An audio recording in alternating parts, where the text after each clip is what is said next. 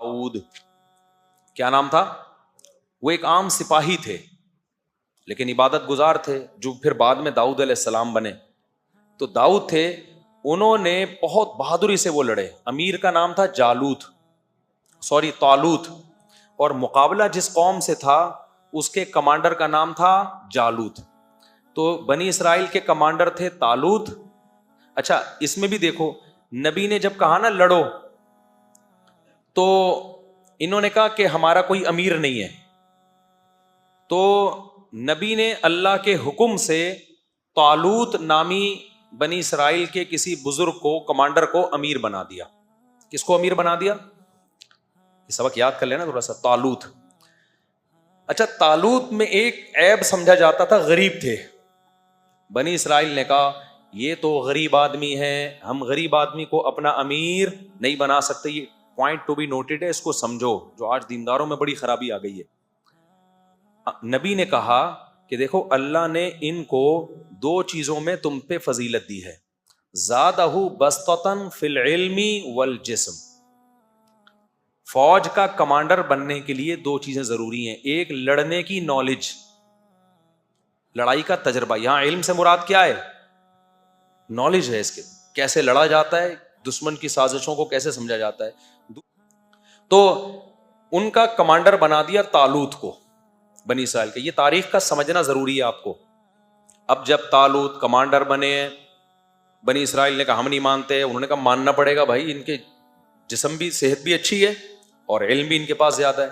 मजबूरन माना उन्होंने। फिर जाके लड़ाई हुई है। लड़ाई में 1/3 तो बनी इसराइल ही वैसे ही भाग, बल्कि 1/3 नहीं, 2/3 भाग गए। जंग थी वो, और अल्लाह की नाफरमानी भी की उन्होंने, मैदान जंग में गुनाह भी किया। गुनाह से और हौसला पस्त होता है।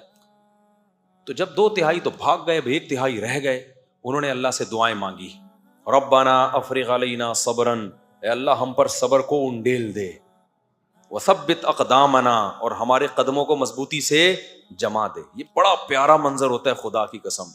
जब अल्लाह का हुक्म हो लड़ने का और आप अल्लाह के हुक्म पे ठहरे हुए और आप कमजोर हो, फिर ये दुआएं मांगने का बड़ा लुत्फ है। ए अल्लाह हमारे कदमों को जमा दे, हम पीछे ना हटें। अल्लाह ने जमाया उनके कदमों को। सामने बहुत बड़ा उनका सरदार था जालूत, वो भी जाहिर है इल्म में और जिस्म में ताकतवर था ना, तभी तो उसको कमांडर बनाया था। और जब काफिर लोग कमांडर बनाते थे ना, तो फिर वो शक्ल भी देखते थे कि जितनी डरावनी शक्ल का आदमी है ना, उसको बनाया जाए। ये तो फिर भी नहाते थे ना मुसलमान, वो लोग तो नहाते भी नहीं थे कि वहीं से बदबू से ही पूरी फौज देख के भाग जाए दूर। नहाना वहाना तो अब सीखा है गोरों ने, 100-150 साल पुराना किस्सा। इससे पहले का खिलाफत उस्मानिया के दौर में जब कोई फ्रांस का या कोई यूके, लंदन वगैरह का शहजादा आता था ना, या कोई मलका बादशाह से, मलका से मिलने, तो तारीखी किताबों में लिखा हुआ है कि उसको पहले वॉशरूम में सर्विस होती थी उसकी, उसके बाद बादशाह से मिलवाया जाता था। उनमें रिवाज नहीं था। तो अब क्या हुआ है कि इसी जो तालूत की कौम में जो है ना, तालूत के जो मातहतों में एक फौजी थे दाऊद अलैहिस्सलाम, उन लोगों में थे जो भागे नहीं थे। और ना सिर्फ ये कि भागे नहीं, जब कौम कमजोर हो, दुश्मन ताकतवर हो, ऐसे मौके पे बहादुरी दिखाना बड़े कमाल की बात होती है। दाऊद अलैहिस्सलाम ने डायरेक्ट हदफ किसको बनाया? जालूत को। ऐसे मौके पे तो हर आदमी कह रहा होता है मैं बस हल्की हल्की यूं ना तलवार चलाता रहूं, नंबर आ जाए मेरे और जान बच जाए। दाऊद अलैहिस्सलाम ने क्या किया? हदफ किसको बनाया? जालूत को। बड़ी बहादुरी की बात है। और दाऊद अलैहिस्सलाम इबादत गुजार भी बहुत थे। इबादत के साथ ये चीज हो तो फिर मजा है। आज जो इबादत ज्यादा करता है उससे चला भी नहीं जा रहा होता, हिला ही नहीं जा रहा होता। नेक इतना होता है, बैठता है तो पुलिस आती है उसको उठाने के लिए। कोलेस्ट्रॉल का पूरा डब्बा बन चुका होता है वो। आप माजी उठा के देखें, सहाबा, ताबिईन, कुरान क्या कहता है? वकअम अय्यिम मिन नबिय्यिन क़ातल मअहू रिब्बियून कसीर। कितने पैगंबर हैं जिनके साथ अल्लाह वाले मिलके लड़े हैं। तो अल्लाह वाले क्या करते थे? पहले उन पैगंबरों के साथ मिलके लड़ते थे। तो लड़ाई के लिए जिस्म का एक्टिव होना जरूरी है या नहीं है? अगर वो हर वक्त तीजे 40वें की देगे फोड़ते रहते, हलवे, मांडे, रबीउल अव्वल के मांडे, फिर रजब के कुंडे, और फिर तीजे के कुंडे, फिर फलाने की देग का ढक्कन, फिर वो फलाने की मिलाद शरीफ, अगर ये सब कुछ कर रहे होते तो कुरान क्या कहता? وَكَأَيٍّ مِّن نَبِيٍّ أَكَلَ مَعَهُ رِبِّيُّونَ كَثِيرٌ معاذ اللہ. بہت سارے پیغمبر ایسے گزرے ہیں جن کے ساتھ ایسے اللہ والے لوگ تھے جو دیگوں کے ڈھکن کھولتے رہتے تھے اور دیگیں پھوڑتے رہتے تھے. قرآن تو کہہ رہے ہیں ان کے ساتھ ایسے اللہ والے لوگ تھے جنہوں نے تھوڑے تھوڑے ہو کے بھی بڑی بڑی طاقتوں کو شکست دی ہے. تو یہ جسم کی ایکٹیونیس کے بغیر, پھرتیلے پن کے بغیر, طاقت اور قوت کے بغیر ممکن نہیں ہے. تو یہ اسلام کا حصہ ہے اپنے جسم پہ محنت کرنا. پھوڑنے پھاڑنے کو نا مذہب سے نکال دو خدا کے لیے. رجب کے کنڈے, پھر ربیع الاول کے مانڈے, اور پھر 11ویں کے حلوے, اس پہ اسلام کا لیبل مت لگاؤ. اسلام کھانے کا حکم نہیں دیتا, اسلام روزوں کا حکم دیتا ہے. سمجھتے ہو؟ روزہ رکھنے والا ایکٹیو ہوتا ہے, پاور ہوتی ہے اس کی جسم میں. کھانے پینے والا ایکٹیو نہیں ہوتا, وہ گھی کا ڈبہ ہوتا ہے, کولیسٹرول کا ڈبہ ہوتا ہے. وہ آج جا رہے ہیں بہت سے, آپ کو لگے گا ڈھکن کھولنے کی دیر ہے, یہ خود دیکھ بن چکے ہیں. ایک تو نیچرلی کوئی موٹا ہو تو وہ تو اللہ کی طرف سے. میں نے بڑے بڑے علماء بزرگ دیکھے ہیں جو نہیں کھاتے لیکن قدرتی طور پہ جسم بھاری ہے. تو صحابہ میں بھی تھے, تابعین میں بھی تھے, اور بہت سارے اہل اللہ تھے ایسے. لیکن میں ان لوگوں کی بات کر رہا ہوں جو کھاتے ہیں, نہ دوڑتے ہیں نہ چلتے ہیں, کھا کھا کے عجیب حالت ہو گئی ہے. خیر, تو اب جب قتل کیا داؤد نے جالوت کو, تو ظاہر ہے ایک قوم وہ تھی جو 2/3 بھاگ گئے. اللہ کا ان پہ غضب ہوا کہ نہیں ہوا؟ تو اللہ کا جب غضب نافرمانوں پہ ہوتا ہے تو جو ایسے موقع پہ فرما برداری کرتے ہیں ان پہ رحمت بھی تو ہوتی ہے کہ نہیں ہوتی؟ تو رحمت اللہ کی اس پوری جنگ میں سب سے زیادہ داؤد علیہ السلام پہ ہوئی. یہ اس وقت پیغمبر نہیں, نبوت نہیں ملی تھی ان کو. اللہ کہتے ہیں انہوں نے جب بہادری سے لڑے اور جالوت کو قتل کر دیا, آتاہ اللہ الحکمہ, اللہ نے آپ کو نبوت بھی عطا کر دی, اور بالآخر بنی اسرائیل کے بادشاہ بھی کون بن گئے؟ داؤد. پوری خلافت کس کے ہاتھ میں آ گئی؟ بولو, داؤد علیہ السلام. آج بھی یہودی داؤد علیہ السلام کا, تو وہ ڈیوڈ کہتے ہیں, نام ہی چینج کر دیا انہوں نے, تو بہت زبردست تذکرہ کرتے ہیں. تبھی تو وہ داؤد علیہ السلام کی یادیں کرنے کے لیے کہ ہمارا کیا ماضی تھا. پھر جب داؤد علیہ السلام کو حکومت ملی ہے تو داؤد علیہ السلام کی قیادت میں پھر جہاد شروع ہوا.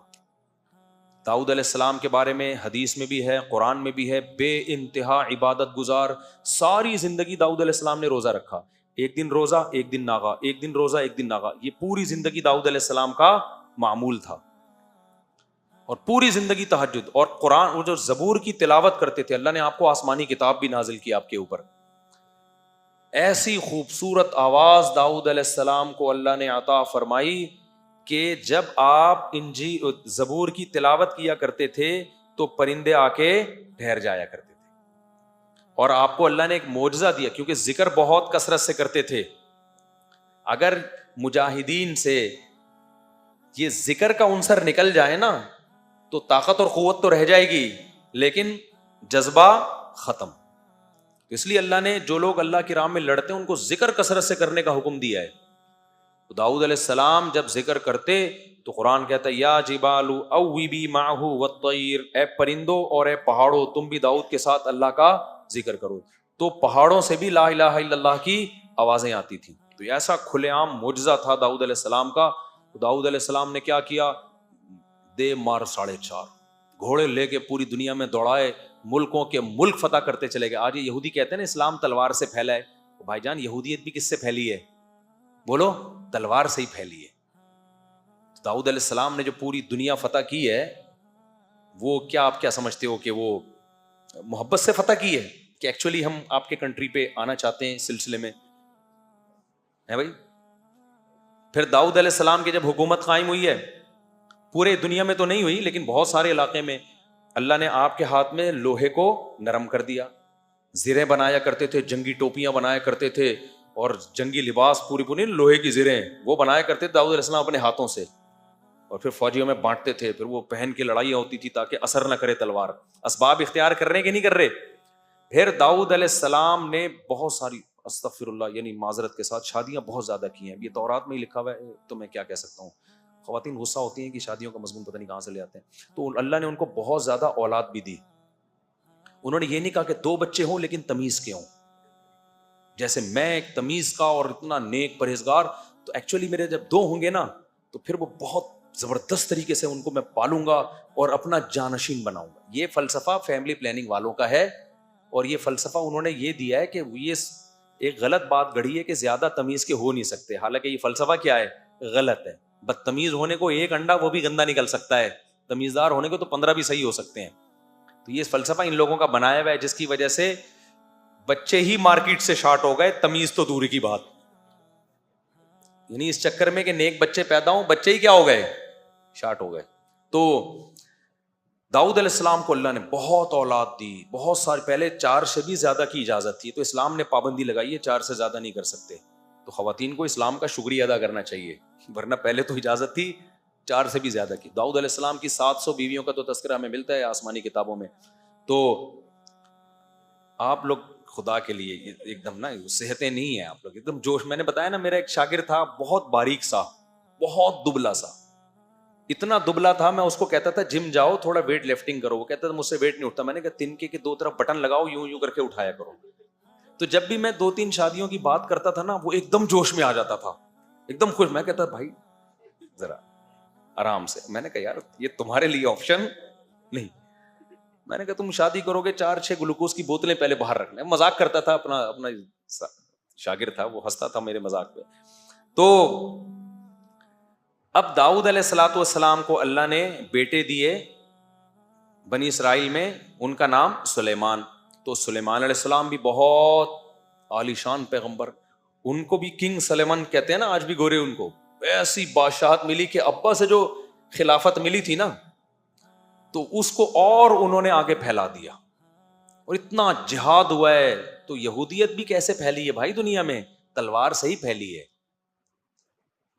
اب تعبیرات کا فرق ہوتا ہے، تلوار سے کی طاقت سے دنیا سے زنا اور برائی کا خاتمہ کیا ہے. اب آپ اس کو تعبیر کچھ بھی کر لو. تو اب کیا ہے کہ سلیمان علیہ الصلوۃ والسلام کی 100 بیویاں تھیں، صحیح بخاری میں. تو سلیمان علیہ الصلوۃ والسلام کی بھی اولاد ہوئی. تو پھر وہ جب واقعات آئیں گے سلیمان السلام کے پھر بتاؤں گا میں انشاءاللہ.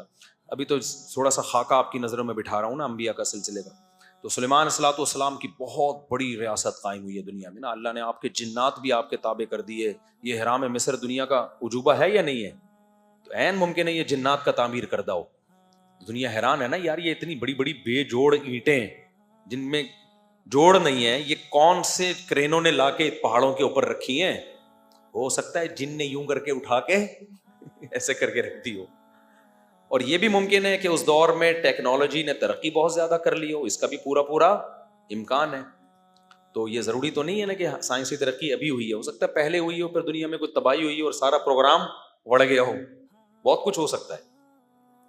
تو سلیمان علیہ الصلوۃ والسلام کی قیادت میں بہت بڑے حصے پر ان کی حکومت ہوئی ہے. یہ ساری اللہ نے اولاد ابراہیم کو نوازا ہے. اب چکر کیا ہے؟ چونکہ ان لوگوں میں پھر برائیاں آنا شروع ہوئی یہودیوں میں، پھر سلیمان علیہ الصلوۃ والسلام کے آگے سلسلہ جو چلا ابراہیم علیہ السلام کا، انہی میں پھر حضرت زکریہ علیہ السلام پیدا ہوئے، حضرت عمران پیدا ہوئے، جن کے بارے میں ہمیں نہیں پتا کہ نبی تھے یا نہیں تھے، لیکن قرآن نے ان کا تذکرہ بہت اہتمام سے کیا. ان اللہ اصطفیٰ آدم و نوحا وآل عمران علی العالمین، کہ اللہ نے آل عمران کو جہان والوں پر منتخب کیا. تو عمران جو تھے، حضرت عمران، ان کی زوجہ، انہوں نے منت مانی کہ میرے ہاں بچہ پیدا ہوگا تو میں اسے بیت المقدس کی خدمت کے لیے وقف کر دوں گی. تو بچہ کے بجائے مریم پیدا ہو گئی، حضرت مریم. اچھا، حضرت زکریا علیہ السلام بھی بے اولاد تھے، اور یہ زکریا علیہ السلام تھے حضرت مریم کے خالو. سمجھ رہے ہیں؟ حضرت مریم کے خالو، یہ بھی بنی اسرائیل کے پیغمبر ہیں اور بہت زیادہ عبادت گزار تھے یہ. تو زکریا علیہ الصلوۃ والسلام کا زمانہ نبی صلی اللہ علیہ وسلم سے تقریباً 600 سال. زکریا علیہ السلام، حضرت مریم، حضرت عمران اور حضرت عیسیٰ، یہ 4 بزرگ شخصیات ہیں جن کا قرآن میں تذکرہ ملتا ہے. اور یہ چاروں نبی صلی اللہ علیہ وسلم سے تقریباً کتنا فاصلہ ان کا؟ 600 سال کا. ان میں پہلے حضرت زکریا اور یحییٰ علیہ السلام، ان میں پہلے حضرت زکریا ہیں، ان کی زوجہ کے بھانجے ہیں، بھانجی ہیں حضرت مریم. سمجھ رہے ہیں؟ حضرت مریم تھی حضرت زکریا کی زوجہ کی بھانجی. اور حضرت مریم کے بیٹے ہیں حضرت عیسیٰ، اور حضرت زکریا کے بیٹے ہیں حضرت یحییٰ. تو یہ 3 پیغمبر ہو گئے، حضرت زکریا، ان کے بیٹے حضرت یحییٰ، اور حضرت زکریا کی زوجہ کے بھانجی حضرت مریم اور ان کے بیٹے حضرت عیسیٰ. تو ان میں حضرت عیسیٰ، یحییٰ اور زکریا یہ 3 پیغمبر ہو گئے. اور 2 بزرگ شخصیات ہو گئی ان میں، ایک حضرت عمران اور ایک حضرت مریم. سمجھتے ہو کہ نہیں سمجھتے؟ اور حضرت عمران کی زوجہ کو بھی آپ انہی میں شامل کر لیں، کیونکہ وہ بھی بہت بزرگ خاتون تھی. انہوں نے منت مانی کہ اللہ میرے بیٹا پیدا ہوگا تو میں اسے بیت المقدس کی خدمت کے لیے وقف کروں گی. تو بیٹے کے بجائے حضرت مریم پیدا ہو گئی. تو پھر وہ حیران ہوئی کہ لیس الذکر کالانثی، ظاہر ہے جو کام بیٹے کر سکتا ہے وہ بیٹیاں نہیں کر سکتی. لیکن اللہ کے علم میں تھا کہ اللہ اس بیٹی کو ایسا نوازے گا کہ اس کا نام قیامت تک زندہ رہے. قرآن میں کسی عورت کا نام نہیں ہے سوائے مریم کے. ہر عورت کا جب اللہ تذکرہ کرتا ہے نا تو ان کے شوہر یا باپ کی طرف نسبت کر کے. حضرت آسیہ جو تھیں فرعون کی زوجہ، ان کو قرآن آسیہ نہیں کہتا، امرأۃ فرعون، فرعون کی بیوی. اس سے بھی پتہ چلتا ہے کہ عورت کی پہچان کس سے ہے؟ مرد سے ہے، یا باپ سے یا شوہر سے. نسبت اللہ اسی کی طرف کرتا ہے. اور نوح علیہ السلام کی بیوی کافرہ تھی. قرآن کیا کہہ رہا ہے؟ نام نہیں لے رہا، امرأۃ نوح، نوح کی بیوی نے کہا. لوط علیہ السلام کی بیوی کافرہ تھی، نام نہیں لیا قرآن نے، امرأۃ لوط، لوط کی بیوی کہا. آدم علیہ السلام کی زوجہ جو ہماری ماں تھیں، نام اللہ نے حوا ان کا بیان نہیں کیا، بلکہ اسکن انت و زوجک، اے آدم تو اور تیری زوجہ. تو اس لیے خواتین کو چاہیے کہ اپنے گھر کے مردوں کو تھوڑا سا پروٹوکول دے دیا کریں. لبرل بننے کی کوشش گوروں کی طرح نہ کریں. مرد کو اس سے خوشی ہوتی ہے جب عورت کہتی ہے میں فلاں کی وائف آپ سے بات کر رہی ہوں، میں فلاں کی بیٹی بنت فلاں بات کر رہی ہوں. تو آدمی کا دل تھوڑا چوڑا ہو جاتا ہے، پھر وہ عورت کو اپنا سمجھنا شروع کر دیتا ہے. اور اگر کہے کہ میں مسٹر فلانی بات کر رہی ہوں، میاں کہے گا میں کس سلسلے میں آیا ہوں پھر یہاں پہ. اور یہ گوروں نے بھی تھا، مرسز فلاں تھا، چلتا تھا نا گوروں میں، جب تک ان کا فیملی سسٹم چل رہا تھا نا، مرسز، وہ بھی نام نہیں لیتے تھے. یہ چند سال پہلے کی بات ہے، اب تو گوروں نے بھی مرسز ورسز ختم. تو صرف حضرت مریم کا نام لیا ہے قرآن نے. اس میں کیا حکمت ہے؟ کیونکہ قرآن بالکل واضح کہنا چاہتا ہے کہ عیسیٰ مریم کے بیٹے ہیں، مریم کے. وہاں اگر فلانی بنتے تو کنفیوژن پیدا ہو سکتی تھی. اس سے بھی پتہ چلتا ہے کہ جہاں کنفیوژن کا خطرہ ہو نا، پھر عورت کا نام لیا جائے گا، پھر شرم و حیا نہیں ہوگی. جیسے نکاح جب پڑھاتے ہیں تو اس میں لڑکی کا نام اناؤنس کیا جاتا ہے. اس میں یہ نہیں ہو کہ فلانے کی بیٹی اور فلانے کو پتہ نہیں کتنی بیٹی ہیں، کون سی والی کو ہو رہا ہے کون سی کا نہیں ہو رہا. جہاں ضرورت ہوگی وہاں نام اناؤنس کیا جائے گا، جہاں ضرورت نہیں ہوگی تو عورت کا نام چھپا دینا یہ بہتر ہے. اس کی نسبت کس کی طرف کر دی جائے؟ اس کے. اللہ نے مردوں کو بڑی عزت دی ہے اور اس میں عورت کا بھی فائدہ ہے. عورت اگر مردوں کو رسپیکٹ دے گی نا تو مرد کا دل کیا ہوگا بھائی؟ بڑا ہوگا، پھر اس کے لیے قربانی دے گا. اور اگر اس کی آنکھوں میں آنکھیں ڈال کے بات کرے گی تو پھر آدمی تو پاورفل ہے بھائی، وہ پھر عورت کو رسپیکٹ نہیں دے گا. وہ کہے گا جب تم ہمارے جیسی تو ہم بھی پھر ٹھیک ہے، ہم تھوڑی تمہارے لیے قربانی دیں گے. تو اب کیا ہوا، جلدی سے بات کو سمیٹتا ہوں. زکریا علیہ الصلوۃ والسلام کی بھی اولاد نہیں تھی، اور حضرت، تو اس خاندان میں نا اللہ نے کوئی خاص رحمتیں کی، کیونکہ بنی اسرائیل کے یہ سلیکٹڈ لوگ تھے. ان کی خاصیت کیا تھی؟ قرآن کہتا ہے کانوا یسارعون فی الخیرات. حضرت عمران ان کی زوجہ، حضرت زکریا ان کی زوجہ، یہ جو خاندان تھا یہ راتوں کو اٹھ کے عبادت کیا کرتے تھے اور ہم سے دعائیں مانگا کرتے تھے، رغباً و رہبا، جہنم کے خوف سے اور جنت کی لالچ میں. تو کسی خاندان کو اگر سلیکٹڈ بنانا ہے نا اللہ کی نظر میں، تو اس میں تہجد کا رواج بہت ضروری ہے. کسی بھی خاندان میں اگر یہ رواج ہے نا رات کو اٹھ کے دعائیں مانگتے ہیں، اور دعائیں کیا، یہ نہیں کہ فلانے کی جاب لگ جائے، وہ بھی مانگے آپ، اصل کیا ہے کہ آخرت کی فکر ہو. تو یہ پھر وہ خاندان ہے جو اللہ کی نظر میں بہت زیادہ منتخب ہے. پھر ان کے ساتھ معجزے کرامتیں ہوتی ہیں. تبھی جب زکریا علیہ السلام کو اللہ نے خوشخبری سنائی کہ آپ کی اولاد ہوگی تو وہ حیران ہونے لگے. ابراہیم علیہ السلام کو جب خوشخبری سنائی آپ کی اولاد ہوگی، حیران ہونے لگے. ان کی بیوی حیران ہونے لگی، کیسے؟ تو اللہ نے فرمایا بھائی تم پر اللہ کی رحمتیں ہیں، برکتیں ہیں. اور پھر اللہ نے بھی فرمایا یسارعون فی الخیرات، یہ لوگ نیکیوں میں ایک دوسرے سے آگے بڑھتے تھے. اور ہمیں راتوں کو اٹھ کے پکارا کرتے تھے. تو جب تم یہ ایسا کام کر رہے ہو جو پبلک نہیں کرتی, تو میں بھی تمہارے ساتھ وہ کام کروں گا جو پبلک کے ساتھ نہیں کرتا. پبلک میں جب تک شادی نہیں ہوتی, اولاد نہیں ہوتی, مریم تجھے شوہر کے بغیر میں بیٹا دوں گا. پبلک میں 90 سال کے بوڑھوں کو اولادیں بولو نہیں ملتی. لیکن بھائی آپ پبلک سے ہٹ کے کچھ الگ کام کر رہے ہو تو آپ کو 90 سال میں بھی اللہ کیا دے گا؟ اولاد دے گا. تو یہ زکریا علیہ السلام اور عیسیٰ علیہ السلام تک ہم نے سلسلہ بیان کیا. وقت چونکہ بہت زیادہ ہو گیا, اب کل میں انشاءاللہ زکریا علیہ السلام اور حضرت مریم اور عیسیٰ علیہ السلام کے جو اللہ نے سورہ مریم میں واقعات سنائے ہیں وہ میں انشاءاللہ ڈیٹیل سے بتاؤں گا. اور یہودی جو کہہ رہے تھے نا کہ ہم نے اتنی دنیا پہ حکومت کی ہے, آج بھی یہودی کہتے ہیں ہم تو اللہ کے سلیکٹڈ لوگ ہیں, ہم میں ایسے ایسے پیغمبر گزرے. تو اللہ بتائے گا کہ تم لوگوں نے ناشکری کی انتہا کی ہے, ان پیغمبروں کی تم نے قدر نہیں کی, جس سے اللہ نے یہ خلافت چھین کے اسماعیل علیہ السلام جو حضرت ابراہیم کے دوسرے بیٹے تھے نا, جو مکہ میں پلے تھے, ان کے حوالے کر دیے. اب یہ اہل اسلام کا دین ہے, جس کو فالو کیا جائے گا تو نجات ملے گی. اب یہودیت کو فالو کرنے میں نجات نہیں ملے گی. لیکن یہودیوں کو حسد ہے, وہ اپنا ماضی یاد کرتے ہیں, جی سلیمان اور داؤد, او بھائی وہ تھے, وہ اب نہیں. اور ان کا بھی تم نے حشر کیا تھا, ان کا تم نے میجورٹی نے ان کے ساتھ کیا ہے, تو اس کا کی سزا تم پہ ملی ہے کہ اللہ نے تم سے خلافت اور